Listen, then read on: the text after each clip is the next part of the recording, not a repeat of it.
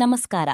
ಚಿಕ್ಕನಾಯಕನಹಳ್ಳಿ ಸರ್ಕಾರಿ ಪ್ರಥಮ ದರ್ಜೆ ಕಾಲೇಜಿನಲ್ಲಿ ಸಾಂಸ್ಕೃತಿಕ ಹಾಗೂ ಕ್ರೀಡಾ ಚಟುವಟಿಕೆಗಳ ಸಮಾರೋಪ ಸಮಾರಂಭ.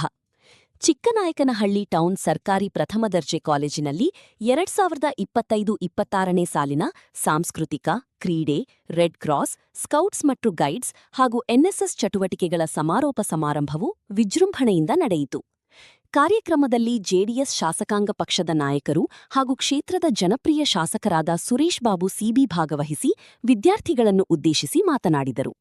ವಿದ್ಯಾರ್ಥಿಗಳು ವಿದ್ಯಾಭ್ಯಾಸದ ಜೊತೆಗೆ ಶೈಕ್ಷಣಿಕ, ಸಾಂಸ್ಕೃತಿಕ ಹಾಗೂ ಕ್ರೀಡಾ ಚಟುವಟಿಕೆಗಳಲ್ಲಿ ಸಕ್ರಿಯವಾಗಿ ಪಾಲ್ಗೊಂಡು ತಮ್ಮ ಪ್ರತಿಭೆಯನ್ನು ಬೆಳೆಸಿಕೊಳ್ಳಬೇಕು. ಪೋಷಕರು, ಕಾಲೇಜು ಹಾಗೂ ಸಮಾಜಕ್ಕೆ ಉತ್ತಮ ಹೆಸರು ತರುವ ನಿಟ್ಟಿನಲ್ಲಿ ಶ್ರಮಿಸಿ ಉನ್ನತ ಸಾಧನೆ ಮಾಡಬೇಕು ಎಂದು ಕರೆ ನೀಡಿದರು. ಕಾಲೇಜಿನ ಸಮಗ್ರ ಅಭಿವೃದ್ಧಿಗೆ ಅಗತ್ಯವಿರುವ ಮೂಲಭೂತ ಸೌಕರ್ಯಗಳನ್ನು ಒದಗಿಸುವುದು ತಮ್ಮ ಜವಾಬ್ದಾರಿಯಾಗಿದ್ದು, ವಿದ್ಯಾರ್ಥಿಗಳ ಶೈಕ್ಷಣಿಕ ಪ್ರಗತಿಗೆ ಅಗತ್ಯವಾದ ಸಹಕಾರ ಮತ್ತು ಪ್ರೋತ್ಸಾಹವನ್ನು ಮುಂದೆಯೂ ನೀಡಲಾಗುವುದು ಎಂದು ಭರವಸೆ ನೀಡಿದರು.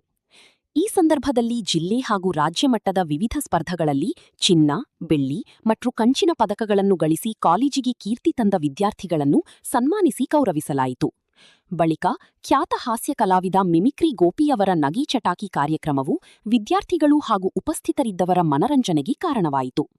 ಕಾರ್ಯಕ್ರಮದಲ್ಲಿ ಪ್ರಾಂಶುಪಾಲರು, ಸಹಾಯಕ ಪ್ರಾಧ್ಯಾಪಕರು, ಸಿಬ್ಬಂದಿ ವರ್ಗ, ಕಾಲೇಜು ಅಭಿವೃದ್ಧಿ ಸಮಿತಿಯ ಸದಸ್ಯರು, ವಿದ್ಯಾರ್ಥಿಗಳು ಹಾಗೂ ಗಣ್ಯರು ಉಪಸ್ಥಿತರಿದ್ದರು. ಸಮಾರೋಪ ಸಮಾರಂಭವು ವಿದ್ಯಾರ್ಥಿಗಳ ಸಾಧನೆಗಳನ್ನು ಗುರುತಿಸಿ ಪ್ರೋತ್ಸಾಹಿಸುವ ಮೂಲಕ ಅರ್ಥಪೂರ್ಣವಾಗಿ ನೆರವೇರಿತು.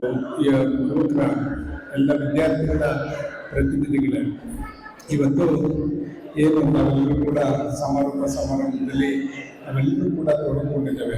ಒಂದು ವರ್ಷ ಯಾವ ರೀತಿ ಕಾಲೇಜಿನಲ್ಲಿ ಏನೇನು ಕಲಿತ್ರಿ, ಬೋಧಕೇತರ ರೀತಿಯಲ್ಲಿ ಪಠ್ಯಪುಸ್ತಕದಲ್ಲಿರ್ತಕ್ಕಂಥದ್ದು ಒಂದು ಕಡೆ, ಮತ್ತು ಸಾಂಸ್ಕೃತಿಕ ಚಟುವಟಿಕೆ, ಕ್ರೀಡೆ, NSS ಮತ್ತು ಸ್ಕೌಟ್ಸ್ ಆ್ಯಂಡ್ ಗೈಡ್ಸು, ಮತ್ತು ಎಲ್ಲದನ್ನು ಕೂಡ ಭಾಗಿಯಾಗ್ತಕ್ಕಂಥದ್ದು. ಯಾಕೆಂದರೆ ವಿದ್ಯಾರ್ಥಿಗಳನ್ನ ಒಂದು ಒಳ್ಳೆ ರೀತಿಯಲ್ಲಿ ಬೆಳೆಸಬೇಕು ಅಂತಕ್ಕಂಥ ನಿಟ್ಟಿನಲ್ಲಿ ಇವತ್ತು ಸರ್ಕಾರಗಳು ಎಲ್ಲ ರೀತಿ ಚಟುವಟಿಕೆಗಳನ್ನು ಕೂಡ ಮಕ್ಕಳನ್ನ ತೊಡಗಿಸ್ಕೊಳ್ಳೋಕ್ಕೆ ಇವತ್ತು ಮುಂದಾಗ್ತಾ ಇದ್ದಾರೆ. ನೀವು ಅಷ್ಟೇ ನಿಮ್ಮಲ್ಲಿರ್ತಕ್ಕಂಥ ಪ್ರತಿಭೆನ ಹೊರಹಾಕಲಿಕ್ಕೆ ಒಂದೊಂದು ವೇದಿಕೆಗಳನ್ನು ಆ ನಿಟ್ಟಿನಲ್ಲಿ ನೀವೆಲ್ಲರೂ ನಿಮ್ಮ ಒಂದು ಪ್ರತಿಭೆಯನ್ನು ತೋರಿಸ್ತಕ್ಕಂಥದ್ದು. ಮತ್ತು ಶೈಕ್ಷಣಿಕವಾಗಿ ನೀವು ಏನು ಶಿಕ್ಷಕರು ಇಲ್ಲಿ ತುಂಬ ಒಳ್ಳೆಯ ಶಿಕ್ಷಕರು ಕೂಡ, ಉಪನ್ಯಾಸಕರು ಕೂಡ ಇದ್ದಾರೆ. ಎಲ್ಲರೂ ಉತ್ತಮ ರೀತಿಯಲ್ಲಿ ಇವತ್ತು ನಿಮ್ಮೆಲ್ಲರೂ ಕೂಡ ಅವರ ವಿಷಯವಾರು ನಮಗೆ ಎಲ್ಲ ರೀತಿ ಬೋಧನೆಯನ್ನು ಕೂಡ ಮಾಡ್ತಕ್ಕಂಥ ಉಪನ್ಯಾಸಕರು ಕೂಡ ಇಲ್ಲಿ ಈ ಒಂದು ಸಂಸ್ಥೆಯಲ್ಲಿದ್ದಾರೆ. ನಮಗಾದರೂ ಕೂಡ ಹೆಮ್ಮೆ ಆಗ್ತದೆ. ನಮ್ಮದು ಸರ್ಕಾರಿ ಪ್ರಥಮ ದರ್ಜೆ ಕಾಲೇಜು ಸುಮಾರು 700ಕ್ಕಿಂತ ಹೆಚ್ಚು ವಿದ್ಯಾರ್ಥಿಗಳನ್ನ ಹೊಂದಿರ್ತಕ್ಕಂಥದ್ದು ಒಂದು ಒಳ್ಳೆಯ ಒಂದು ಕ್ಯಾಂಪಸ್ ಕೂಡ ಆಯಿತು. ಇದನ್ನು ನಾವು ಮೇಲೆ ಯೂನಿವರ್ಸಿಟಿ ಸರ್ಕಾರವನ್ನು ಒತ್ತಾಯವನ್ನು ಕೂಡ ಮಾಡಿದ್ವಿ. ಎಲ್ಲೂ ಕೊಟ್ಟಿಲ್ಲ, ತಾಲೂಕು ಲೆವೆಲಲ್ಲಿ ಕೊಟ್ಟಾಗ ಖಂಡಿತ ಅದನ್ನು ನಾವು ಗಮನಿಸ್ತೇವೆ ಅಂತಕ್ಕಂಥದ್ದು ಇವತ್ತು ಸಚಿವರು ಕೂಡ ಹೇಳಿದ್ದಾರೆ. ಮುಂದಿನ ದಿನಗಳಲ್ಲಿ ಯಾವುದಾದ್ರು ಒಂದು ಹೆಮ್ಮೆಯನ್ನು ಮಾಡಲಿಕ್ಕೆ ಇಲ್ಲಿ ಒಂದು ಅವಕಾಶ ಮಾಡ್ಕೊಳ್ತಕ್ಕಂಥ ಒಂದು ಇದನ್ನು ಪ್ರಯತ್ನವನ್ನು ಖಂಡಿತ ಕೂಡ ಮಾಡ್ತೇವೆ ಅಂತಕ್ಕಂಥದ್ದನ್ನ ಈ ಸಂದರ್ಭದಲ್ಲಿ 8ಕ್ಕೂ ಹೆಚ್ಚು ಉಪನ್ಯಾಸಕರು, ರೆಗ್ಯುಲರ್ ಉಪನ್ಯಾಸಕರಿದ್ದಾರೆ. ಅತಿಥಿ ಉಪನ್ಯಾಸಕರು ಕೂಡ ಸುಮಾರು 21 ಜನ ಇರ್ತಕ್ಕಂಥದ್ದು. ಈ ಒಂದು ಸುಮಾರು 40 ಜನ ನಮಗೆ ಉಪನ್ಯಾಸಕರು ಇರ್ತಕ್ಕಂಥ ಒಂದು ಕಾಲೇಜಿದು. ಖಂಡಿತ ಮಕ್ಕಳಿಗೆ ಎಲ್ಲ ರೀತಿಯಲ್ಲೂ ನಿಮಗೆ ಉತ್ತೇಜನ ನೀಡ್ತಕ್ಕಂಥ ಶಿಕ್ಷಕರು, ಉಪನ್ಯಾಸಕರು ನಿಮ್ಮ ಜೊತೆ ಇದ್ದಾರೆ. ಅದ್ರ ಜೊತೆಯಲ್ಲಿ ನಾವು ಮೊನ್ನೆ ಏನು ನಮ್ಮ ಇಂಡಸ್ಟ್ರೀಸ್ ಡಿಪಾರ್ಟ್ಮೆಂಟ್ ಅವ್ರನ್ನ ಇವತ್ತು ಕಂಪ್ಯೂಟರ್ಗಳು ಬೇಕು ಅಂತ ಕೇಳಿದ್ವಿ. ಅವರು ಕೂಡ ಒಂದು 30 ಕಂಪ್ಯೂಟರ್ ಶೀಘ್ರದಲ್ಲೇ ಕೊಡಿಸೋರಿದ್ದಾರೆ. ಮಕ್ಕಳ ವ್ಯಾಸಂಗಕ್ಕೆ ಒಳ್ಳೆಯದಾದ ರೀತಿಯಲ್ಲಿ ಇವತ್ತು ಎಲ್ಲ ರೀತಿ ಸಹಕಾರಗಳು ದೊರಕತಕ್ಕಂಥದ್ದಾಗ್ತದೆ. ಮಕ್ಕಳು ಕಲಿತಾ ಇದ್ದಾರೆ ಅಂದರೆ ಯಾರಾದರೂ ಕೂಡ ಮುಂದೆ ಬರ್ತಾರೆ ಅವರಿಗೆ ಸಹಾಯ ಮಾಡಲಿಕ್ಕೆ. ಆ ರೀತಿಯಲ್ಲಿ ನಿಮ್ಮ ಒಂದು ಕಲಿಕೆ ಜೊತೆಯಲ್ಲಿ ಇಲ್ಲಿಯವರೆಗೂ ಹೋಗ್ತಕ್ಕಂಥವ್ರು. ಉಳಿಯಾದಲ್ಲಿ ಸುಮಾರು 4 ಜನ ಡಿಸ್ಟಿಕ್ಕಿಗೆ ಟಾಪರ್ಸ್ ಆಗಿದ್ರು ಮಕ್ಕಳು. ಮೊನ್ನೆ ಅಲ್ಲೂ ಕೂಡ ನಾವು ಸಾಂಸ್ಕೃತಿಕ ಒಂದು ಚಟುವಟಿಕೆ ಸಮಾರಂಭವನ್ನು ಮಾಡಿದಾಗ ಅವರೊಂಥರ ಸೊಗಟಿನಲ್ಲಿ ಮಾಡಿದ್ರು. ಗ್ರಾಮೀಣ ಸೊಗಟಿನಲ್ಲಿ ಅಲ್ಲಿ ಅವರು ಆಯೋಜಿಸಿದಂಥದ್ದು. ಖಂಡಿತ ನೀವು ಅಷ್ಟೇ ಏನಾದರೂ ಒಂದು ನಿಮ್ಮಲ್ಲಿರ್ತಕ್ಕಂಥ ಪ್ರತಿಭೆ, ಬರೀ ಬಂದ ಭಾಷಣ ಮಾಡೋಗ್ತಕ್ಕಂಥದ್ದನ್ನು ಕೇಳ್ತಕ್ಕಂಥದ್ದು, ಬೇರೆ ಮಾಡ್ತಕ್ಕಂಥದ್ದಕ್ಕಿಂತ ಏನಾದರೂ ಒಂದು ಚಟುವಟಿಕೆಗಳನ್ನ ಹೊಸದಾಗಿ ವಿಭಿನ್ನವಾಗಿ ಮಾಡಿದ್ರೆ ಖಂಡಿತ ಅದಕ್ಕೆ ಆಕರ್ಷಣೆ ಮತ್ತು ಆಸಕ್ತಿ ಜಾಸ್ತಿ ಇರ್ತದೆ. ಆ ನಿಟ್ಟಿನಲ್ಲಿ ನಿಮ್ಮೆಲ್ಲರ ಪ್ರಯತ್ನಗಳು ಕೂಡ ಇರಲಿ ಅಂತಕ್ಕಂಥದ್ದನ್ನು ನಾನು ಈ ಸಂದರ್ಭದಲ್ಲಿ ಹೇಳ್ತಾ, ಇವತ್ತು ಇಲ್ಲಿರ್ತಕ್ಕಂಥ ಸಮಸ್ಯೆಗಳು ಎರಡನ್ನೂ ಕೂಡ ಶೀಘ್ರದಲ್ಲೇ ನಿವಾರಣೆ ಮಾಡ್ತೀವಿ. ಬೋರ್ಗೂ ಕೂಡ ಈಗ ಅಪ್ರೂವ್ ಮಾಡಿದ್ವಿ, ಇನ್ನೊಂದು ವಾರದೊಳಗೆ ಬೋರ್ನು ಕೂಡ ಹಾಕ್ಸೋಂಥ ಕೆಲಸ ಮಾಡ್ತೀವಿ. ಕಾಂಪೌಂಡು ಈಗಾಗಲೇ ಕಳಿಸಿದ್ದೀವಿ ಅಂತ ಬಂದಿದ್ದೀವಿ. ಕಾಂಪೌಂಡು ನಮ್ಮ ಮೈನಿಂಗ್ ಗ್ರಾಂಟಲ್ಲಿ ಈಗಾಗಲೇ ಅದು ಅಪ್ರೂವಲ್ ಕೂಡ ಹೋಗಿದೆ. ಅದಾದ ತಕ್ಷಣ ಟೆಂಡರ್ ಆಗಿ ಅದು ಕೂಡ ಬರ್ತಕ್ಕಂಥದ್ದಾಗ್ತದೆ. ನೀರಿಂದು ಶೀಘ್ರವಾಗಿ ಮಾಡ್ತಕ್ಕಂಥ ಕೆಲಸ ಈಗ ನಾವು ಈಗಾಗಲೇ ಅನುಮೋದನೆಯನ್ನು ಕೂಡ ಕೊಟ್ಟಿದ್ದೇವೆ ಅಂತಕ್ಕಂಥದ್ದನ್ನ ಈ ಸಂದರ್ಭದಲ್ಲಿ ನೋವಿನ ಸಂಗತಿ ಅಂದರೆ, ನಿಮ್ಮಲ್ಲಿರ್ತಕ್ಕಂಥ 5 ಜನ ಉಪನ್ಯಾಸಕರು ಅವರಾಗಲೇ ಕೌನ್ಸಿಲಿಂಗಲ್ಲಿ ಟ್ರಾನ್ಸ್ಫರ್ ಆಗಿಬಿಟ್ಟಿದೆ.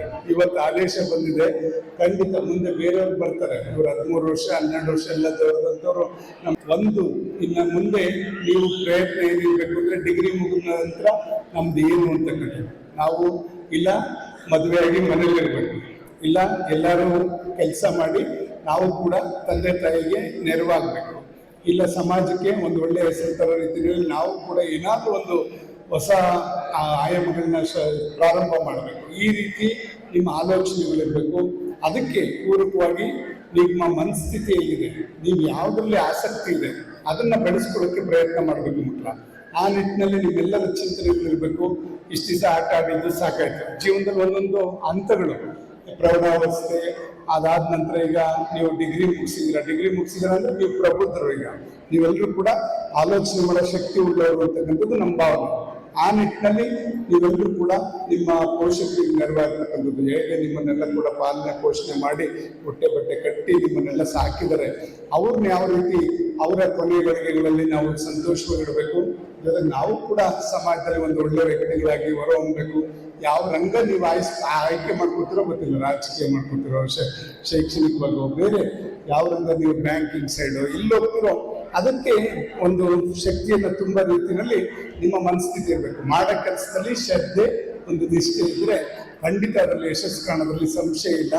ಆ ರೀತಿ ನಿಮ್ಮ ಮನಸ್ಥಿತಿಗಳು ಬೆಳಿಬೇಕು. ಇವತ್ತು ಯುವಕರು ಮನಸ್ಸು ಮಾಡಿದ್ರೆ ಖಂಡಿತ ಏನು ಬೇಕಾದ್ರೂ ಕೂಡ ಸಾಧನೆ ಮಾಡ್ಬೋದು ಅಂತಕ್ಕಂಥದ್ದು ವಿವೇಕಾನಂದರಿಂದ ಹಿಡಿದು ಎಲ್ಲರೂ ಕೂಡ ಮಹಾತ್ಮ ಗಾಂಧಿ ಎಲ್ಲರೂ ಕೂಡ ಹೇಳ್ಕೊಂಬಂದಿದ್ದಾರೆ. ಖಂಡಿತ ಆ ನಿಟ್ಟಿನಲ್ಲಿ ನಮ್ಮ ಒಂದು ಬೆಳವಣಿಗೆಗಳಿರಬೇಕು. ಮಾಡುವಂಥ ಸಂದರ್ಭದಲ್ಲಿ ಆ ಕೆಲಸದಲ್ಲಿ ನಿಷ್ಠೆ ಮತ್ತು ಪ್ರಾಮಾಣಿಕತೆ, ಅದಕ್ಕೆ ಜೀವ ತುಂಬ ರೀತಿಯಲ್ಲಿ ಇರಲಿ ಅಂತಕ್ಕಂಥದ್ದನ್ನು ಮತ್ತೊಮ್ಮೆ ನಾನು ಈ ಸಂದರ್ಭದಲ್ಲಿ